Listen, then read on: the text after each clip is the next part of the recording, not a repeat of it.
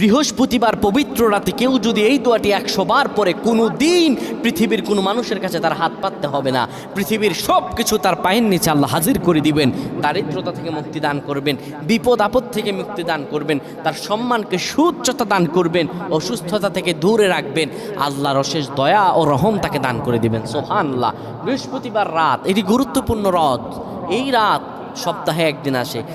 আরবিতে রাত আগে আসে, দিন পরে আসে। সুতরাং বৃহস্পতিবারের যে দিন গিয়ে রাত, এটি বৃহস্পতিবার রাত নয়, এটি শুক্রবারের রাত, এটি জুমাবারের রাত, এটি দোয়া কবুলের রাত, আল্লাহর কাছাকাছি হওয়ার রাত। সুবহানাল্লাহ।